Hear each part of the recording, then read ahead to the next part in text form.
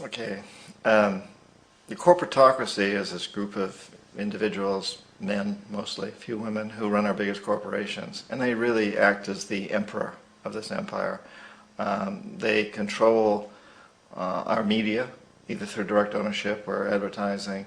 They control most of our politicians because they finance their campaigns, either through their corporations or through personal contributions that come out of the corporations. And they're not elected. They don't serve a limited term. They don't report to anybody. They really very, very much are running things. And they work under the premise that they should maximize profits regardless of the environmental and social costs. Would you mention that governments and corporations and how the private enterprise is essentially... Right. And actually, coupled with that, could you mention how the government essentially is invisible when it comes to the actions of the corporatocracy? Right. They put the front group of the unregulated private corporations. Yeah, at the very... One second, so maybe make one small adjustment.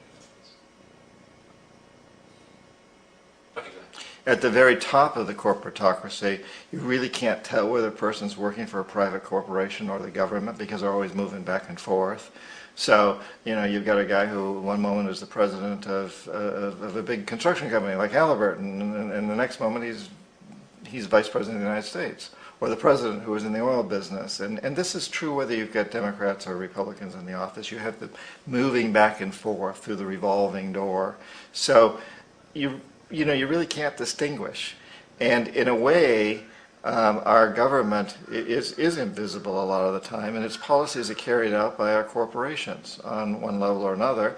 And then again, the policies of the government are basically forged by the corporatocracy and then presented to the government. They become government policy. So it's an incredibly cozy relationship and a very dangerous relationship. I think that's part of what, as we move forward and we move out of this empire and we look for solutions, how do we create a better world for our children and grandchildren? One of the most important things is to break that bond there and to make people responsible more to just creating a decent world, creating an environmentally sustainable, socially just and peaceful world.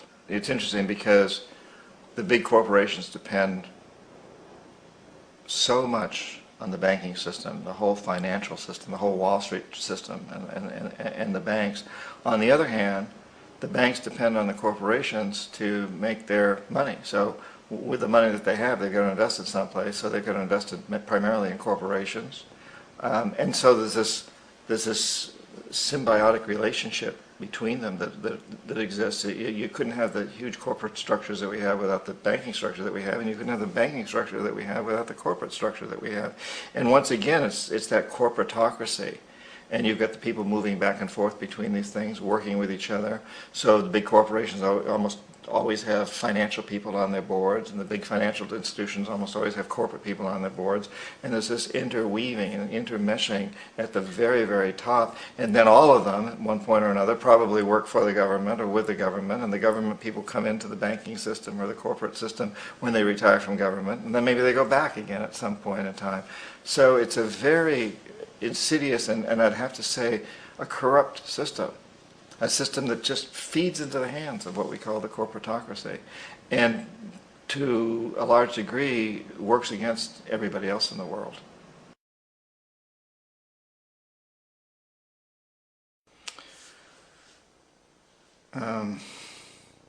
Well, we economic hitmen really have been the ones responsible for creating this first truly global empire, and we work many different ways.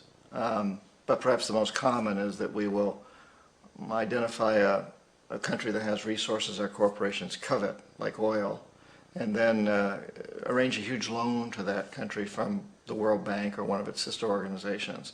But the money never actually goes to the country. Instead, it goes to our big corporations to build infrastructure projects in that country, power plants, industrial parks, ports, things that benefit a few rich people in that country, in addition to our corporations, but really don't help the majority of the people at all, who are too poor to use much electricity, or the ports, or don't have the skills to get jobs in industrial parks. However, those people, the whole country is left holding a huge debt. It's such a big debt they can't repay it, and that's part of the plan, that they can't repay it. And so at some point, we economic hitmen go back to them and say, listen, you owe us a lot of money, can't pay your debt, so sell your oil real cheap to our oil companies. Allow us to build a military base in your country, or send troops in support of ours to someplace in the world like Iraq, or vote with us on the next UN vote. And in that way, we've really created an empire, but we've done it very, very subtly. It's clandestine. So all the empires of the past were built on the military, and everybody knew they were building them. So the British knew they were building them, the French, the Germans, the Romans, the Greeks, and they were proud of it. And they always had some excuse, like spreading civilization, spreading some religion, something like that. But they knew they were doing it. We don't. The majority of the people in the United States have no idea that we're living off the benefits of a clandestine empire. That today there's as much slavery in the world, more slavery in the world than ever before. That our shirts, our shoes, everything we own is made under the guise of this empire, and that there's a tremendous amount of people around the planet suffering as a result of this. We are less than 5% of the world's population living in the United States. We're consuming more than 25% of this world's resources. That's a tragedy. We got that one. So Arbenz, what happened with Arbenz? When Arbenz became president of Guatemala, the country was very much under the thumbs of United Fruit Company, the big international corporations. And Arbenz ran on this ticket that says, you know, we want to get the land back to the people. And once he took power, he was implementing policies that would do exactly that, give land rights back to the people. United Fruit didn't like that very much. And so they hired a public relations firm, launched a huge campaign in the United States to convince the United States people, the citizens of the United States, and the press of the United States, and the Congress of the United States, that Arbenz was a Soviet puppet, and that if we allowed him to stay in power, the Soviets would have a foothold in this hemisphere. And that at that point in time was a huge fear on everybody's mind. We all, the Red Terror, the Communist terror. And so, to make a long story short, out of this public relations campaign came a commitment on the part of the CIA and the military to take this man out. And in fact, we did. We sent in planes, we sent in soldiers, we sent in jackals, we sent everything in to take him out, and did take him out. And as soon as he was removed from office, the new guy that took over after him basically reinstated everything to the big international corporations, including United Fruit. So, move on to Roldos. What happened? Ecuador, for many, many years, had been ruled by pro-U.S. dictators, often relatively brutal.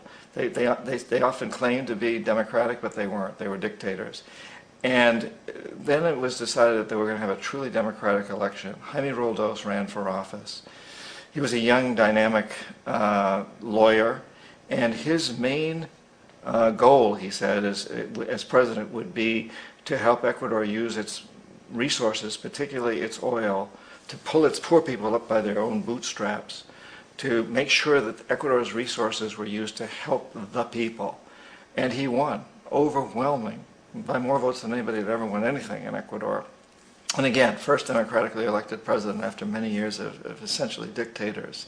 And he began to implement these policies to, in fact, do that, to make sure that the oil companies were taxed, or if not, to be nationalized, to make sure that the profits from oil went to help the people. Well, we didn't like that in the United States. I was sent down as one of several economic hitmen, and in that particular job I wasn't the primary one. I was going to send in from Panama to help some of the other ones to change Roldos, to corrupt him, to bring him around, to let him know, okay, you can get very rich, you and your family, if you play our game, but if you continue to try to keep these policies you've promised, you're going to go. He wouldn't listen. He knew that his life was in severe danger. I've become good friends with his daughter in recent years. She's now in her 40s and a member of the Congress in Quito, in Ecuador. And she said her dad was very aware that he was taking huge risks, but he took them anyway, and he was assassinated. And the means of assassination was?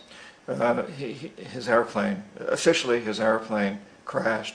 He and his wife were on board, and several other men and women, and the defense minister and his wife.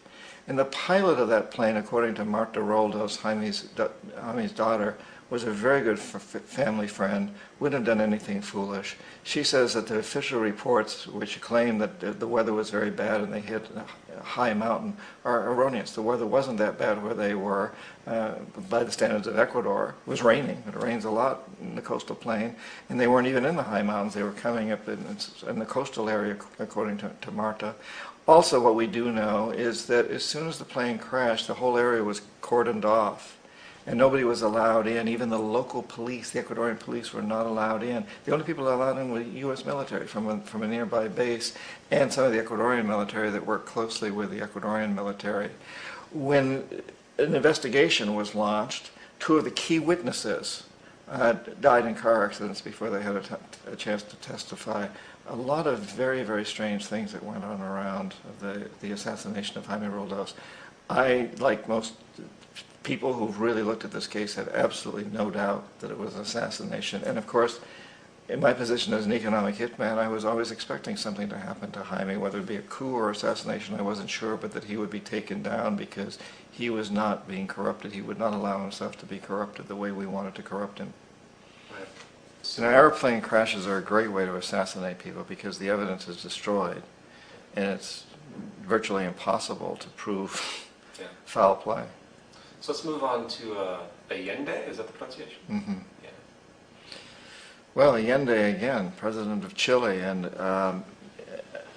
Allende went up against a very powerful U.S. corporation, ITT, International Telephone and Telegraph Company, and a guy named Harold Janine, who was a very powerful figure at the time.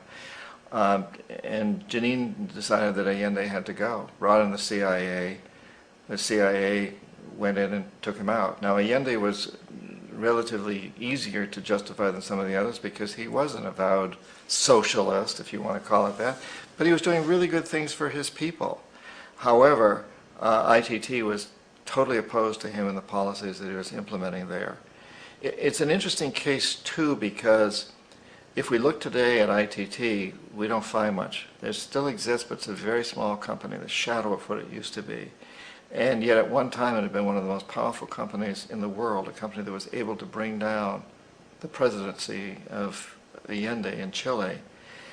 And I think that again sends a tremendously strong message to us that these corporations are vulnerable and that we do have clout, we the people, because ITT is gone. Many other big corporations that move around during most of my lifetime are gone now too. You look at the airline industry. Look at Pan American, which was a very, very powerful company at one time, owned Intercontinental Hotels and many other businesses. Gone today. There's so much of that out there, of companies that have disappeared, and the people who run these companies are very, very aware of that. That gives us a lot of leverage. We the people can exercise power of these companies and force them to do a better job.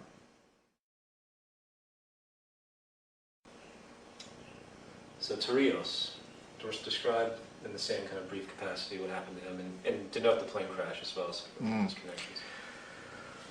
Omar Torrijos, president of Panama, was one of my favorite people. I really, really liked him. He was very charismatic. He was a guy who really wanted to help his country. And when I tried to bribe him or corrupt him, he said, "Look, John," he called me Juanito. He said, "Look, Juanito, I don't need the money. I got a good life, I got a good house, I got a good wife, I got whatever I want in terms of yachts." And he was a guy who really liked to have a good time. He was having a good time. And he said, "But what I really need is for my country to be treated fairly. I need for the United States to repay the debts that you owe my people for all the destruction you've done here. I need to be in a position where I can help other Latin American countries win their independence and be free of this terrible presence from the north that you people are exploiting us so badly. I need to have the Panama Canal back in the hands of the Panamanian people. That's what I want. And so, leave me alone. Don't try to bribe me." It was 1981, and in May, Jaime Roldos was assassinated. And Omar was very aware of this. Afterwards, I heard from family members, and Marta Roldos, the daughter of Jaime Roldos, married Omar Torrijos' nephew. And the nephew told Marta, and I've heard this from a number of sources, that after that plane crash of Roldosa's, Torrijos got his family together and he said, I'm probably next, but it's okay because I've done what I came here to do. I've renegotiated the canal. The canal will now be in our hands. He just finished negotiating the treaty with Jimmy Carter. So I've accomplished what I need to accomplish. I'm ready to die if that's what it's going to take. And he had dreams about an airplane crash. In June of that same year, just a couple of months later, he also went down in an airplane crash, which there's no question was, executed by CIA-sponsored jackals. There was a pass-off of a radio, I think? Yeah, there's a tremendous amount of evidence that one of the security guards, one of Torrijos' security guards, handed him at the last moment as he was getting on the plane a tape recorder, a small tape recorder that contained a bomb.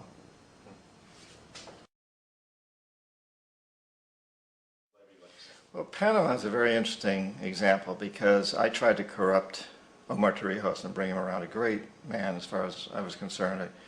And I was very torn. On the one level, I didn't want to corrupt him. I really respected him for his integrity. On the other level, it was my job to corrupt him, and I knew that if I didn't, something more dire was likely to happen, which it did. He was assassinated. And that sent Panama into a tailspin. The soul was taken out of the country at that point in many respects. And eventually, Noriega became president. Noriega had been, we now know, a CIA agent. He'd been paid a lot of money to help fight the Colombia drug cartel, so he was one of our guys. And we figured that once Noriega was in power, that we now could basically reverse the canal treaty that Torrijos had struck with Carter, and turn that around and also reinstate the School of the Americas, the U.S. military bases in Panama, but Noriega wouldn't do it. He wasn't as much of a puppet as we thought he was. He wasn't willing to reverse those policies. Also, he continued what had begun under Torrijos with negotiations with the Japanese about financing and building a sea level canal. We didn't want to see that happen. If there was going to be a sea level canal, we wanted to finance and build it. And Noriega refused to drop out of those negotiations. So he was no longer our puppet. He wasn't playing the game. And on top of all of that, there's a lot of rumors, and I don't have any evidence to back this up. If there was evidence, it was destroyed. But there was an island off the coast of Panama called Contador, which I do know very well. It's still there. It's a resort. And in the 70s, this was a place where deals were struck and where you could take people on private yachts or however you wanted to do it. And there was plenty of cocaine, all kinds of drugs, sex, all kinds of illicit activities, and whatever happened on Contador stayed on Contador. And this was a common knowledge. I mean, I used it. I took people there. I bribed people on Contador. Everybody was doing it that was involved in South America. And so the question has always been asked, we wanted to take out Noriega. Okay, why did we bomb a city? Why did we kill between 2,000 and 6,000 innocent civilians and destroy this part of the city? And I was just in Panama a couple of weeks ago. It was amazing. I traveled around, went down to that part of the city. I talked to people from taxi drivers to government officials about all of this. And, you know, they're still like furious at the United States. Why did we do that? We could have taken out Noriega. He was not that difficult to take out. That's our goal. But we didn't have to go in and bomb the section of the city. The best explanation I've heard, the most logical one that I can come up with, is that one of the buildings down there belonged to the military, or the national security forces. Panama really didn't have an army per se, but it had these national security forces. And this building was totally demolished. There's a lot of eyewitnesses who say once it was demolished, a special unit of the U.S. military went in and made sure that everything was demolished. People saw this. I've talked to people. And the rumor was that within that building there were a lot of photographs of things that went on in Contadora. That Noriega, unlike Torrijos, had put cameras up. Torrijos was very adamant nothing would ever leave, and he didn't have any cameras, I'm pretty sure, but that Noriega did.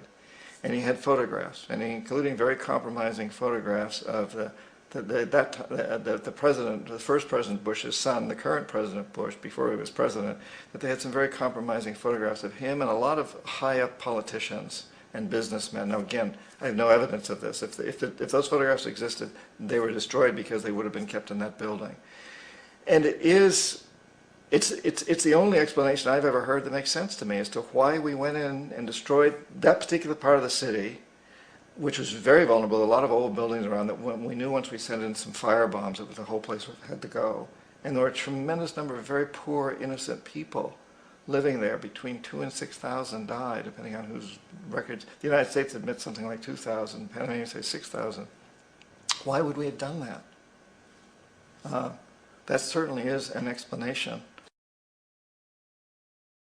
The precedent for economic hitmen really began back in the early 50s when a president was elected in Iran, prime minister, democratically elected, Mossadegh, and he was considered to be the hope for democracy in the Middle East and around the world. He was Time Magazine's Man of the Year in 1951.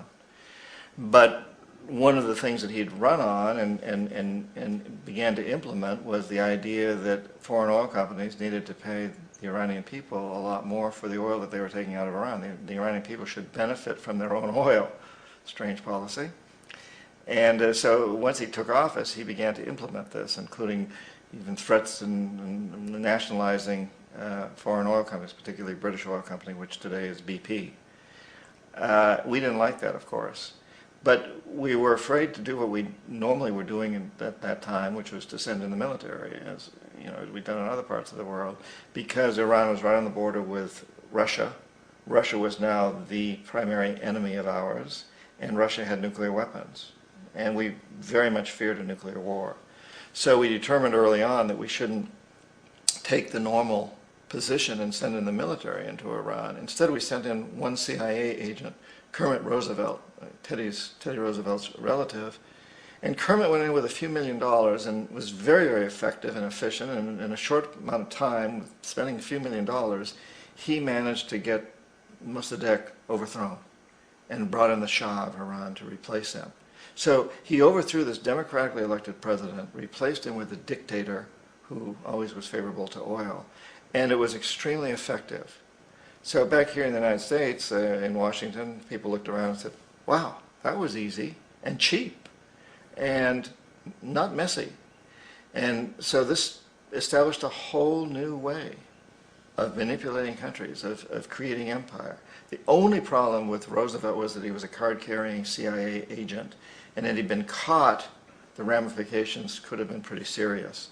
So very quickly at that point, the decision was made to use private consultants to channel the money through the World Bank or the IMF or one of the other such agencies, to bring in people like me who worked for private companies, so that if we got caught, there would be no governmental ramifications connected with this. And it is interesting to me how this system has continued pretty much the same way for years and years and years, except the economic hitmen have got better and better and better, so we've and more subtle. But then we come up with, very recently, what happened in Venezuela. In 1998, Hugo Chavez gets elected president, following a long line of presidents who had been very corrupt and basically destroyed the economy of the country, put the largest middle class in Latin America had suddenly become impoverished because they put the country into such debt and people into debt. And Chavez was elected amidst all that. Now, Chavez was not a radical opposed to the United States at that point in time. But after 9/11, Chavez went on the record of saying, I hope that the people of the United States will see what's going on here and understand that there's a lot of anger and resentment in the world. And that was resented in Washington, that he would say that. And so a campaign was launched to make him look like a villain. And then in 2002, a coup was staged, which there's no question in my mind, and most other people's minds, that the CIA was behind that coup. But Chavez was very smart, and he had people hidden in the palace and so on, and plus he had the people in the streets, took to the streets, and the huge numbers of poor people in Venezuela took to the streets and demanded his return. And so he came back into power. And yeah, the way that coup was fomented was very reflective of what Kermit Roosevelt had done in Iran, of paying people to go out into the streets to riot, to protest, to say this Chavez is very unpopular. And if you can get a few thousand people to do that, television and can make it look like it's the whole country, and things start to mushroom. So it was very reminiscent of that, except in the case of Chavez, he was smart enough, and the people were so strongly behind him and so expecting this to happen that they overcame it, which was a phenomenal moment in the history of Latin America.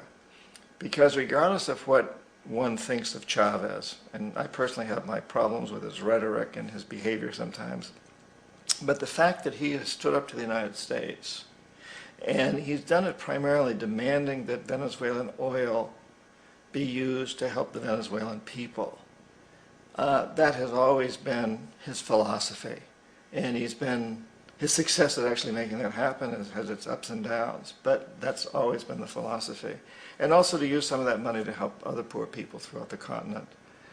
The fact that that happened encouraged other countries like Bolivia and Ecuador and Chile and Argentina and Brazil and Uruguay and Nicaragua and Guatemala and so many others to hold democratic elections and vote in presidents who said, our resources must serve our people.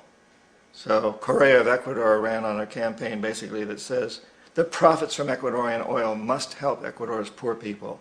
And Morales ran on a campaign that said the profits from Bolivia's gas must help Bolivia's poor people. And I don't think that would have been possible had it not been for what Chavez did. So I think history will look back and see this man as being a very key figure in what's really occurring in Latin America today, which is a true nonviolent revolution. There's a democratic revolution happening south of the Rio Grande, and it's very, very significant, more significant than most people in the United States realize. More than 80% of the population of South America in the last democratic elections has voted in the president that said no more exploitation by the corporatocracy. Our resources must help our people. And it's been nonviolent. It's been democratic. It's an amazing process that's going on. Iraq actually is a perfect example of the way the whole system works. So we economic hitmen are the first line of defense. We go in and we try to corrupt the governments and get them to accept these huge loans, which we then use as leverage to basically own them. If we fail, as I failed in Panama with Omar Torrijos and in Ecuador with Jaime Roldos, men who refuse to be corrupted, then the second line of defense is we send in the jackals. And the jackals either overthrow governments or they assassinate the people who won't be corrupted. In the case of both Omar Torrijos and Jaime Roldos, they were assassinated because I failed. And once that happens and a new government comes in, and boy, it's going to toe the line because the new president knows what will happen if he doesn't. In the case of Iraq, both of those things failed. Economic hitmen were not able to get through to Saddam Hussein. We tried very hard. We tried to get him to accept a deal very similar to what the House of Saud had accepted in Saudi Arabia, an amazing deal from our standpoint, but he wouldn't accept it. And so the jackals went in to take him out. They couldn't do it. His security was very good. After all, he had one time worked for the CIA. He'd been hired to assassinate a former president of Iraq and failed, but he knew the system, and he had these look-alike doubles. It's very hard to assassinate a president unless there's people on the inside helping you. And if the people on the inside don't even know whether they're guarding the real guy or a double, it makes it very difficult for them and very, very risky for them. So we couldn't take him out. So in '91, the first President Bush sent in the troops, and we figured at that point, which is the last step. If the economic hitmen fail, the jackals fail, then we send in the military. And of course, all these people always know that the military is standing off in the wings to go in if everything else fails. So in '91, we send in the troops, and we take out the Iraqi military. So we assume at that point that Saddam Hussein is going to come around. We could have taken him out, of course, at that time. But we didn't want to. He's the kind of strong man we like. He controls his people. We thought he could control the Kurds and keep the Iranians in their border and keep pumping oil for us. And that once we took out his military, now he's going to come around. So the economic hitmen go back in the '90s without success. If they'd had success, he'd still be running the country. We'd be selling him all the fighter jets he wants and everything else he wants. but they couldn't. They didn't have success. The Jackals couldn't take him out again, so we sent the military in once again, and this time we did the complete job and took him out, and in the process created for ourselves some very, very lucrative construction deals. We had to reconstruct a country that we'd essentially destroyed, which is a pretty good deal if you own construction companies, big ones. So those are really, Iraq shows the three stages. The economic hitmen failed there, the Jackals failed there, and as a final measure, the military goes in. Well, let's do the destabilization thing if we go first. Well, that's what I meant. Okay, I thought but Africa was a good example. it is a good example. Do So is the Middle East, so South America. Well, yeah, chaos, mayhem, destabilization are the friends of exploitation. And so if you can have internal problems in a country, then it's ripe for exploitation. It's the old divide and conquer. So for example, in the Middle East, the fact that Sunnis and Shiites and Israelis all are at each other's throats works to the advantage of oil companies, because the divide and conquer, if they all came together and found the common enemy, which is the exploiting people, then the oil companies wouldn't have a chance. But as long as they can keep it destabilized. And in South America, it's fascinating how we've seen that throughout the history of Latin America, the indigenous people in the military have usually been opposed ever since the time of the conquest. But in the recent elections in places like Ecuador and Venezuela and Bolivia, these two groups have come together. They've united. And as a result, now you have this amazing revolution that's going on in South America, which is not pleasing to U.S. corporatocracy. And we really blew it there, and from that standpoint, in that the destabilization is no longer happening. These diverse groups have come together because they've realized it's to their self-interest to stick together to fight the common enemy, which is the corporatocracy, which is us, really. And Africa is an amazing example. Because who's ever heard of Africa? I mean, we hear the name Africa, but who knows anything about Africa? What do we know about coltan in the Congo? What do we really know about diamonds in so many of these countries? What do we really know about oil in the Sudan? We hear these things, but we don't really know much. What we like to say, the American people like to say, the American press likes to say, oh, it's those corrupt leaders. We don't ask who corrupted them. Leaders are not corrupt. They are corrupted. Somebody does it. And we say, oh, tribal warfare. Well, who's creating the tribal warfare? It's been to the advantage of the British, the French, the Dutch, the Germans, whoever happened to be there, now us, to foster this kind of instability, this antagonism, the antagonism between Muslims and Christians and Jews. This goes on. And Africa I think Africa is truly the canary in the cave, in the mine. And it's a dying canary, It's terribly dying, and we don't even look. We don't know. And another problem with Africa is that the people in our own country whose heritage is African, the African Americans, for the most part, don't even know where they were from. They don't know what language their ancestors spoke. So it's hard for them to really relate. Unlike Latin America, for example, we can't really do something in Venezuela or Colombia or Bolivia without people in this country taking note, because a lot of those people are from there. We got a lot of people here in this country from Venezuela and Colombia and Bolivia and so on, and they're interested. And they know where they're from, and they can read the local papers. They can read Spanish. But in Africa, our African heritage people don't even know where they're from, and they don't read those papers. And so there's been this huge mask that's been thrown over Africa. I mean, it truly is a dark continent from the point of view of we don't let light in. The media doesn't understand what's going on. It doesn't want to. And the corporatocracy surely don't want us to understand. I mean, the corporations do everything they can to foment turmoil, mayhem, instability, chaos there, and to keep the information from reaching the American public, from even reaching the press, because that serves their interests best. Forget about Chads, forget about Solon. Well, don't forget about them, but put them aside for a moment and just deal with the bigger issue, which is the American public really doesn't know what we're voting for.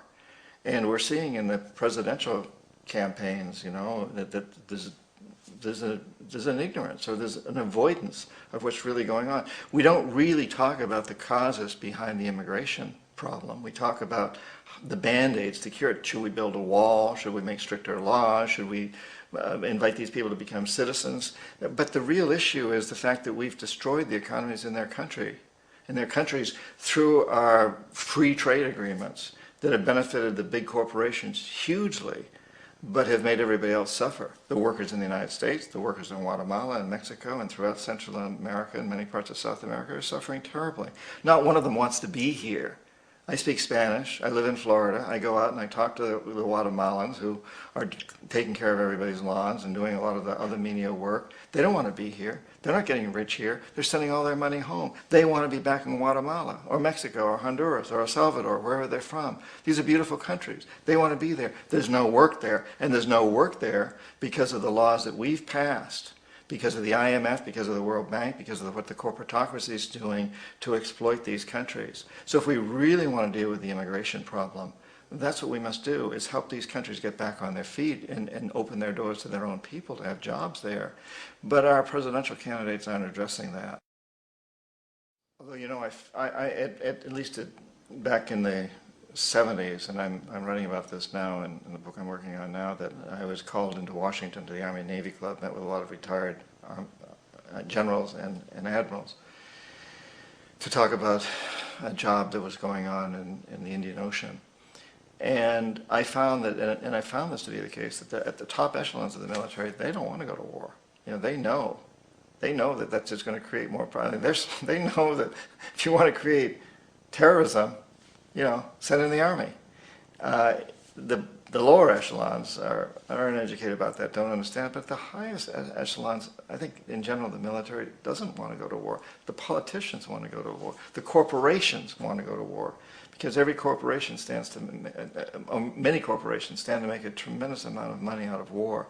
So you and I may think that Vietnam was a failure and that Iraq is a failure, but if you own a big industry that has any relationship whatsoever to the war machine, and that includes insurance companies and banks, and includes companies we don't usually think of as being part of the military-industrial complex. If you happen to be the CEO or a major owner of any of those corporations, you think that Vietnam was a huge success, and so is Iraq. How about if we use what just happened in Colombia, between Colombia and Ecuador, you know? Oh yes, please. As an example. Sure, that's a great example. And I was in Nicaragua at the time, so I got an interesting perspective, which was very different from the U.S. I'm sure. Press here. In fact, I was supposed to be meeting with Ortega, but he had to fly out the morning I was supposed to meet with him to go to Santo Domingo early for this meeting that was held with all the heads of states of Latin America, basically condemned Uribe of Colombia. But if we look at the situation in Colombia, which is let me think of the word here. If we look at the situation in Colombia, which is symbolic of so many, you go back to the time when I was in Colombia in the 70s, and I was there to get huge World Bank and Inter-American Development Bank loans for Colombia to build infrastructure projects using U.S. corporations to do it. Particularly, we were building big hydroelectric dams, transmission lines, pipelines, those sorts of things. And the poor people of Colombia objected very, very strongly, the campesinos, the majority of the people. For example, we would dam up rivers to create hydroelectric projects and destroy vast amounts of farmlands, destroy towns. And then we would build transmission lines from these across llanos and jungles and through people's backyards and these big transmission towers. But the people who lived in those areas didn't get any electricity. They got absolutely no benefits. And they were outraged. And so they formed what we would call guerrilla groups, sort of like the Boston Minutemen. And it was fascinating that my company, Charles T. May, and we had offices in Barranquilla and in Bogota, Colombia. We were designing these huge projects. We were not allowed to send any U.S. citizens, engineers, to the project site, only Colombians, because it was too dangerous. The guerrillas, as we call them, would come down and attack the construction camps. And they would send the workers down the river in canoes. They didn't hurt them, but they scared them. And this went on and on. And meanwhile, now oil exploration is starting in other parts of Colombia, and similar things are happening there. The campesinos are very strongly objecting to oil. and the guerrillas would come in. And originally they were supported financially by Russia and China to a certain degree, and to a certain degree by Cuba. And of course we then painted them as being communists. And most of them didn't care at all about philosophy. They just simply wanted to have their lands. These were desperate people. Their lands were being destroyed. Their families were starving. And they wanted to get us out of there. And they wanted not to have this happen anymore. But we accused them of being communists.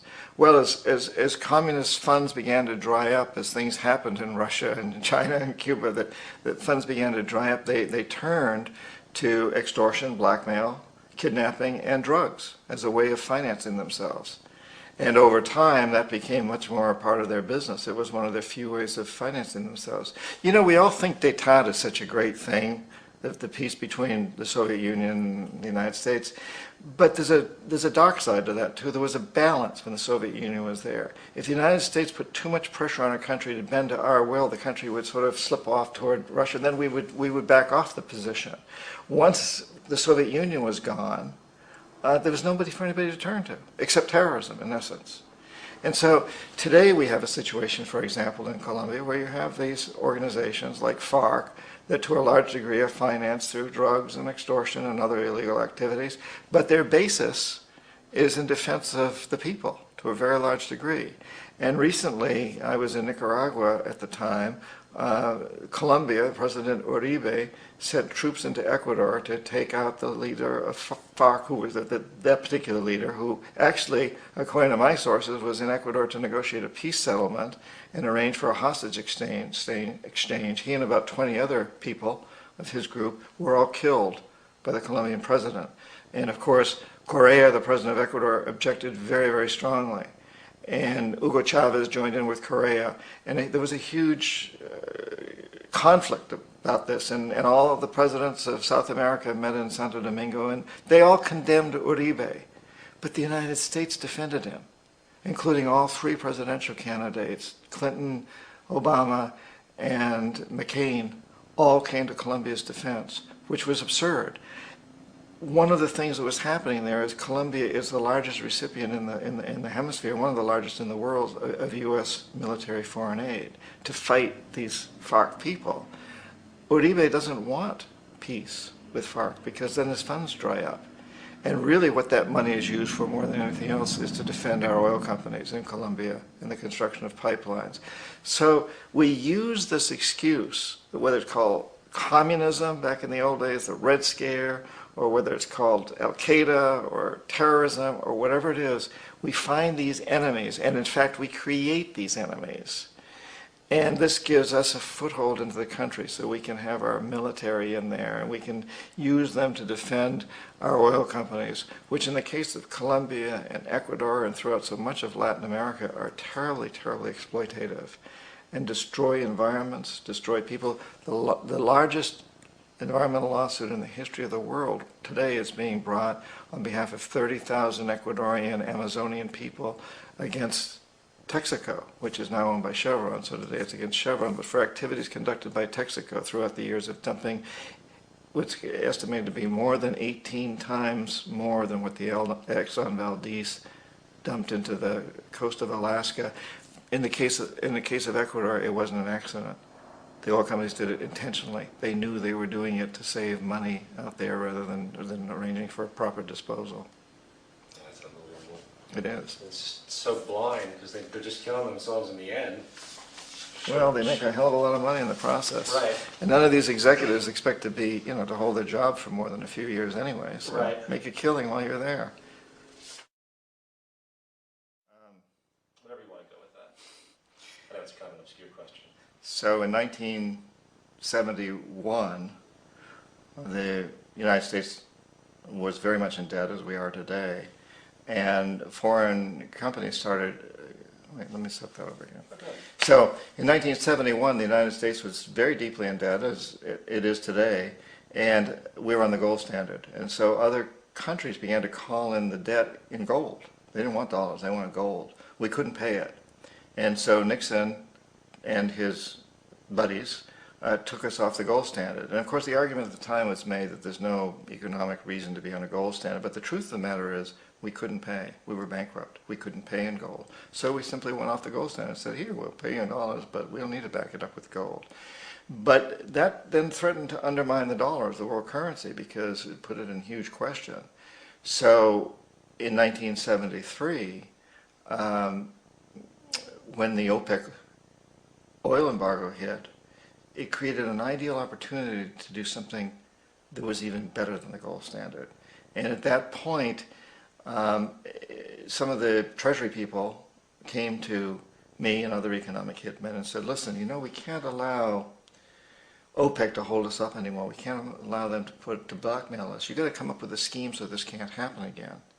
Well, the scheme that we came up with, and this is the short version, is that the House of Saud in Saudi Arabia, we knew we had to do it through the House of Saud because they were corruptible, and they had more oil than anybody else. The House of Saud agreed to return almost all the money that they made selling petroleum to the world to the United States and invested in U.S. government securities. The interest from those securities would be used to finance the westernization of Saudi Arabia, so that the Treasury Department would have that interest to hire U.S. corporations to build power plants, desalination plants, huge cities. And the House of Saud also agreed to keep the oil prices within limits acceptable to our oil companies, and most importantly perhaps, never ever to sell oil for anything other than dollars. So suddenly, in a couple of years, the dollar had moved from being on the gold standard to just being free-floating, basically, to now developing its own standard, the oil standard, which in many respects was much more powerful than the gold standard, because after all, oil has inherently more value in the modern world than gold does. And so today we've been struggling all these years with this same situation where we're on the oil standard. And now we're once again at this position where we hold tremendous amounts of debt. We're a huge debtor nation, the largest debtor nation in the world in the United States. And other countries are beginning to say, but we want our debt in something other than dollars because we don't like the dollar, we don't trust it. So Saddam Hussein threatened to go onto what he called an oil burst, oil exchange, where he would sell oil for something other than dollars, yen or euros or some other currency. And that's one reason that we went after him. That's just one more reason. And today, interestingly enough, Iran is doing the same thing. Iran is offering to sell oil. In fact, they say they want to sell oil not for dollars ever. They want to sell it for other currencies. This is a huge threat to us. I think it's the primary reason why we're making threats as if we're going to attack Iran. I don't think it has nearly as much to do with nuclear energy as we like to think it does. It has to do with oil and the oil bursts. Because if Iran, in fact, does sell oil for something other than the dollar, it puts the dollar in a very weak position. And if someone wants to bankrupt us, someone like China or Japan or one of the other big holders of our debt, they can call in our debt in euros or in something else. But they can only do that if they can buy oil in that other currency, because oil is the true currency that's out there today. Well, oil is the ideal fuel for the corporatocracy. And so when you have a resource like that, you can really control it. And of course the corporatocracy likes that. Also everything downstream. You have to have gas stations, you have to have pipelines, you have to have all these things. And that's a reason why biofuels, ethanol, things like that are acceptable to them, that more acceptable to Washington, to the corporatocracy, than, for example, solar, which you don't have that kind of control over. So oil is really it's a political football. It is a tremendous convenience for those who want to control, and it is the backing of our currency today. So the dollar is backed by oil. So it makes it very hard to talk about getting off oil from a political standpoint. You know, if every tile on every roof was a solar panel, which is technologically possible, think of what that would do. Now, you know, people know energy, know that there's peak times of using fuel, and you can't, you know, it's hard to use solar at night, although it's definitely not impossible. We put solar units out for some of the communities in the Amazon, and they have big batteries that they put it into, and they run off solar all night long. You can do that, even though it seems that in this country, in the United States, it's almost like a myth that you can't do that, but you can do it. But if we think in terms of really trying hard to use what's there, and to use it in an efficient way, you know, the concept of huge solar stations out in the Mojave Desert or someplace, that to me is wrong, because once again, it's feeding into the hands of central control. And not only that, but who knows what that would do for climate. If you take all that solar energy that would have gone into the earth otherwise, out of the earth, and instead put it into electricity, it's going to have some impact. But where we've got roofs, where the solar is just hitting the roofs anyway, put an efficient use. So we certainly need to look more and more and more at this whole thing of energy. And we know there's other technologies that are out there that we haven't really even explored with any sort of any sort of seriousness, because they don't fit within the context of the politics of the game. And I think something else is very important here, and that is that we must at some point come to grips with the fact that we've got to cut back on everything, whether we're talking about energy consumption or clothes or the size of our houses. We in the developed world, we who live in these very affluent societies like the United States, must cut back, because there are limitations on this planet. There's no question about it. And we're fast approaching those limitations. So we must cut back. We must control population to some degree, and we must control the per capita expenditure on economic goods, on materialistic goods.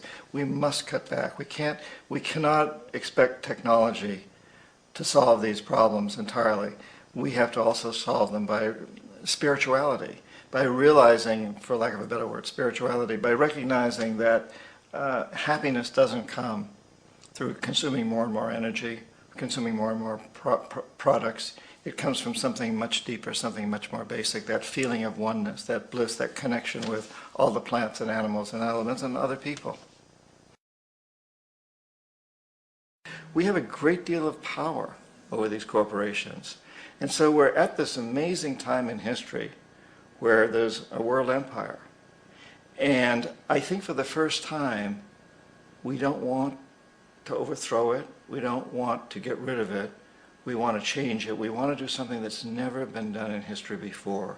We want to break an old pattern, because if this empire collapses, then history tells us that there'll probably be some wars, economic or military wars, and eventually some new empire will emerge. We don't want that. What we'd rather do is transform this empire, make it into a true model of a world where we can live sustainably, environmentally sustainably, in a socially just world, in a peaceful world. And so I think we have this opportunity now to tell those corporatocracy people, okay, go ahead, maximize profits, but only do so within the context of always heading toward creating an environmentally sustainable, a socially just, and a peaceful world for everyone on the planet. Because we know that our world won't be stable and just and sustainable unless the entire planet is. We live in a very, very small community. That's the other thing that's grown out of this empire, is the world community has shrunk tremendously. When I was an economic hitman in the 70s, several times I spent 3-4 days trying to make a phone call from Jakarta, Indonesia to Boston, Massachusetts. Today you can call any place on the planet instantaneously. You can go to the deepest part of the Amazon through satellite phones. You can send a whole book by email almost instantaneously from any place on this planet. We are a very, very small world. And I have a grandson. He's about 6 months old now. I'm very aware of the fact that my grandson cannot possibly hope to inherit a sustainable, peaceful, stable, socially just world unless every child today growing up in Ethiopia, in Indonesia, in Bolivia, in Palestine, in Israel also has that same expectation. So here we are at this amazing time in history. Small world, ruled by the emperor, which is a corporatocracy, which is it's a corporate ruling. It's a commercial. It's an economic thing. It's not a military thing. And these corporations are very, very vulnerable. We can turn them around, and we must turn them around. Where does the desire to keep making more come from? Where Yeah. does greed come from? Sure. Where does, well, I think that greed in a way is our measure of success. So if I'm a corporate executive and I'm making $5 million a year, and the guy in charge of my rival company is making $6 million, I feel I got to do better. I got to surpass him. That's my measure of success. If I'm an athlete, same sort of thing. The athletes are all vying with each other to see who makes the most money, because that's how we measure our success in general. And of course, it's a false measure of success, because we all know really happiness is the success. What kind of a life do we lead? How do we relate to our families? How do we relate to the world? And if in the process of making this extra $1 million as a corporate executive, or a movie star, or an athlete, or whatever, we're also creating a bigger gap between us and the people in Indonesia who are making the shoes that we wear as an athlete or as a corporate executive, or the clothes that we wear as a movie star, then in the long run we're making this a much less stable world, a much more dangerous world for ourselves and our progeny. And so we must turn this thing around and really look at what is it that we value. It really isn't money. And you know, working with CEOs and people in top management for many, many years, as I've had, including I still continue to. I give talks to big corporations and their executives. I just came back recently from giving one. I'm very struck by the fact that I've never met an evil CEO. They may exist, but I haven't met any. I've never met one that wants to see Florida sink beneath the ocean. I've never met one that wants to see the ozone layer destroyed, or wants to see more poverty and misery in the world. What I need is men and women who have been taught in business schools, who have been taught within their corporate cultures that they must maximize profits regardless of the costs, the social and environmental costs. But they don't really want to do that. And they're really not buying into this idea that they got to make an extra $1 million to compete with the guy in the next post. That's really not what they're about, as far as I can see. They do it because that is their measure of success. It's the same reason that it starts when we're in school, you know. I mean, the kid sitting next to us gets an A and we're getting a B, and there's pressure put on us to do better than them, or excel in a sport for whatever reason. With this constant thing of this is how we measure ourselves. We really need to turn that around. You know, it would be such a different world if the Fortune 500 were not the wealthiest 500 people or the wealthiest 500 companies, but instead were those that do the most to make a better world for our children. Just think if Randy Hayes, who founded Rainforest Action Network, was in the Fortune 500, not because of money he makes, but because of what he does. Just think, you know, what if people like that were Time Magazine's Man of the Year? This is the direction we must move in. And you and I can create that. It's in our hands to do that. And I also think we need to understand that almost every executive out there is looking for that too. Obviously they love their grandchildren. They don't want to see the entire world destroyed. Well, it's our form of adulation. So, you know, how do we honor corporate executives? We honor them by making, you know, they think they're being honored when they get more pay, when they get bigger bonuses, when their stock increases, because that's the system that we're buying into that says that's the measure of success. How much money do you have? How big is your house? How large is your yacht? How many private jets do you have? I mean, we the people make a big point of that. We watch television shows about this. We watch movies about it, and we say, oh, wouldn't it be nice if I had a big yacht like that and a huge mansion and 15 houses like that? Right. So, you know, we put these people in this position. It strikes me as amazing that we have reached a point in time where we even talk about the need to be sustainable. Because throughout history, everybody's always been sustainable. I spend a lot of time with indigenous people in places like the Amazon. They don't do anything that isn't sustainable. You just don't do it. If it isn't sustainable, it's not even possible or conceivable that you would do it. And so now here we are at a time where we've come through several hundred years of history doing non-sustainable things. And we're all sitting around now, big corporations are getting together for conferences on sustainability. Should we become sustainable? Can we become sustainable? Well, the obvious answer is if we don't become sustainable, by definition, we're not here any longer at some point. So we really must take into account the totality. This isn't just a human experience on this planet. This is a total experience. And we know we can't survive without plants and animals. We know we can't survive without the earth. We know we can't survive without the four elements, you know. And so when are we going to really start taking that into account and saying, that's what it is to be successful? Success depends on how well we relate to everything around us, not just other human beings, but all the things around us. That is success, and then we ought to really be honoring the people that take that into account. These ought to be our Fortune 500 people and the people who win all the awards and get on the covers of all the magazines, those who lead us in a direction towards sustainability. And in that same context, we can't take out the socially just aspect of it. You know, again, it goes together. We can't treat other human beings in unjust ways and expect to continue and expect to be sustainable. That doesn't last for very long. Under the old systems, where you had small pockets of population, and sometimes they went to war with each other, and that goes up to the time of World War II. You could still say that's part of the old system. Then perhaps. But today, we're so interlocked. We are all living so closely together that we all have to take care of each other. Just like in a small community, in a tribe or in a small town in New England where you have town meetings, everybody knows that you got to take care of the whole community or you're going to have serious problems. And now we have to see that the whole world is the community. And we must all take care of each other that way. And it's not just a community of human beings. It's a community of plants and animals and elements. And we really need to understand that.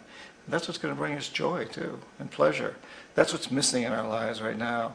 We can call it spirituality. We can go back to the roots of religion.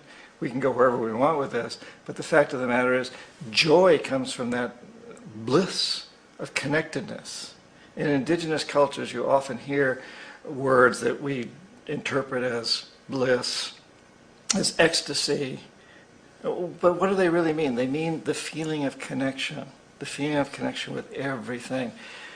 And another way to look at it is to say that's our connection with the divine.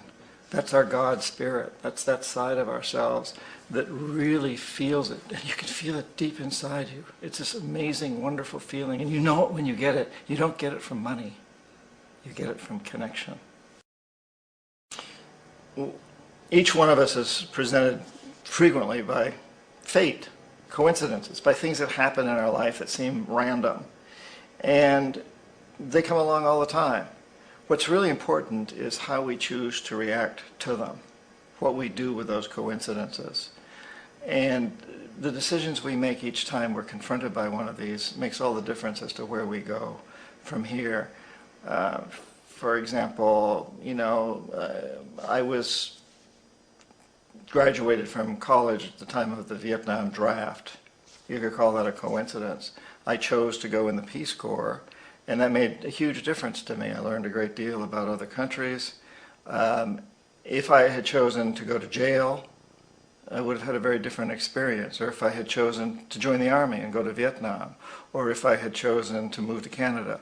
All of those are the decisions we make based on one coincidence, that particular coincidence.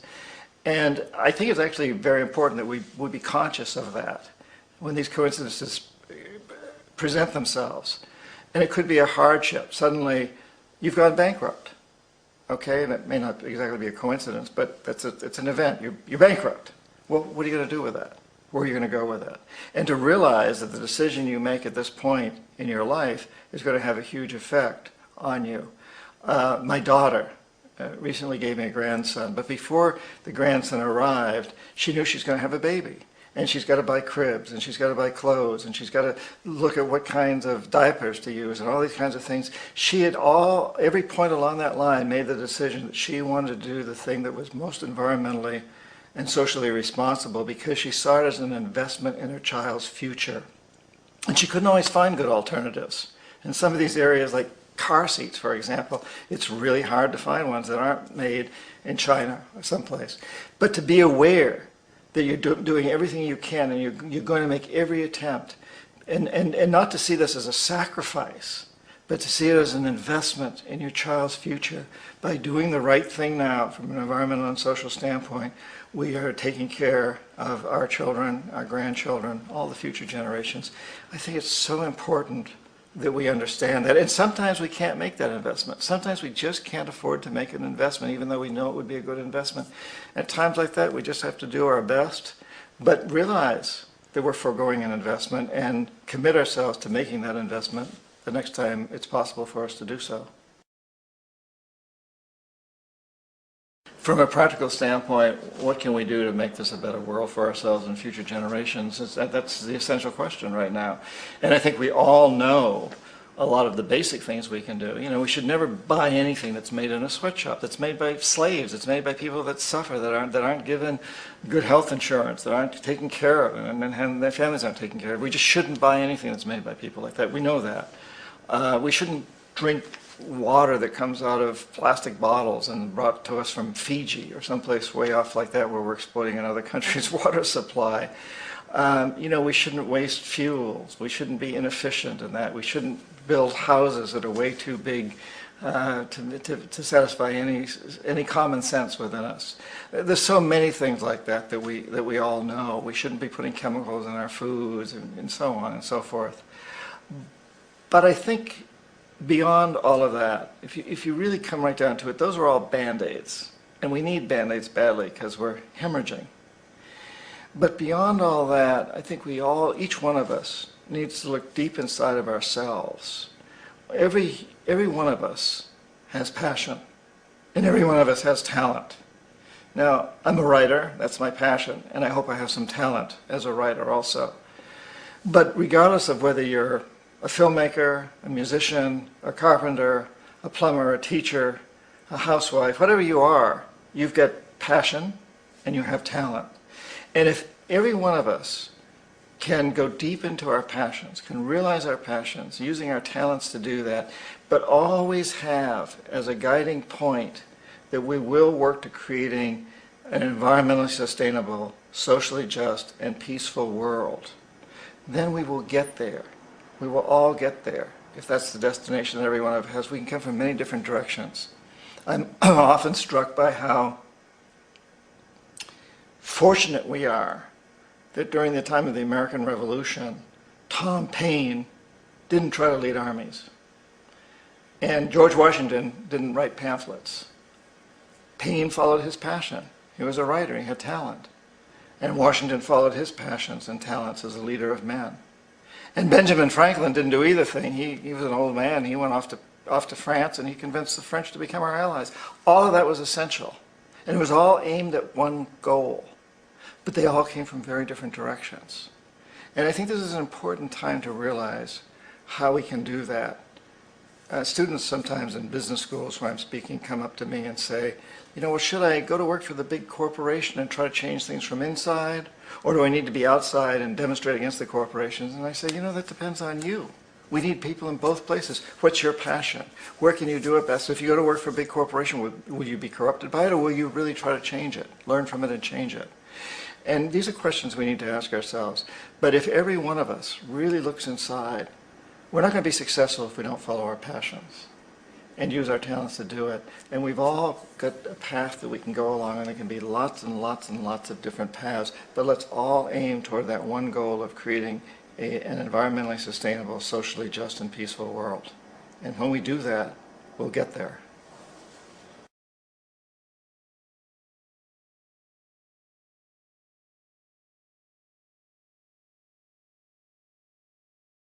Remember the 5th of November.